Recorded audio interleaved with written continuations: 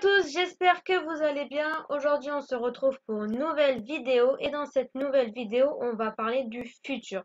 Donc, pour ceux qui ne savent pas, il y a deux façons de parler au futur. Donc, on utilise will ou on utilise be going to. Dans cette vidéo, on va voir l'utilisation de be going to et je vous ferai une autre vidéo avec l'utilisation de will.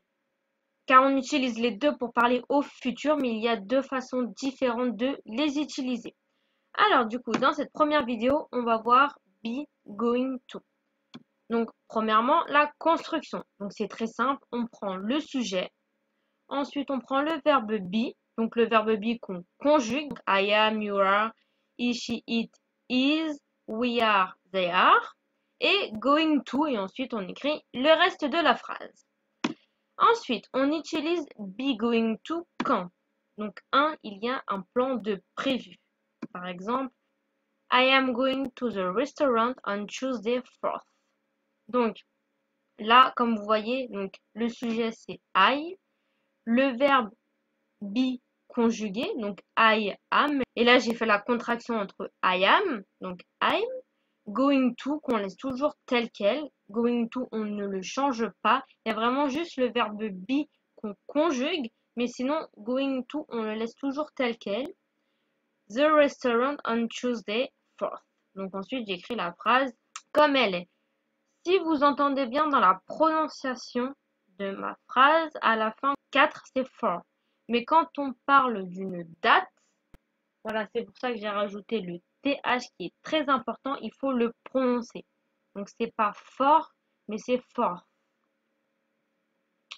Ensuite, on utilise be going to quand on parle d'une prédiction avec évidence. Donc par exemple, I am going to fall down. Donc ça c'est une prédiction. Par exemple, je marche et je vais tomber. Donc ça c'est sûr, c'est une prédiction. Je sais que je vais tomber parce que il y a un gros caillou devant moi et je vais tomber. C'est une prédiction. Je prédis en fait que je vais tomber. Donc I am going to fall down. Je vais tomber. Voilà, donc pareil, le sujet I, le verbe conjugué am et going to et ensuite fall down. Quand on veut mettre un verbe directement après going to, le verbe, on le laisse à l'infinitif. On ne le conjugue pas. Là, vous voyez le verbe tomber, le verbe fall. Je ne l'ai pas conjugué. Je l'ai laissé à l'infinitif. Voilà. Donc, à chaque fois qu'on veut mettre un verbe après going to, on le laisse à l'infinitif. On ne le conjugue jamais. Il y a juste le verbe be qu'on conjugue. Donc, I am going to fall down. C'est une prédiction. Je sais que je vais tomber. Je prédis que je vais tomber. Ensuite, on l'utilise quand on veut parler au futur proche.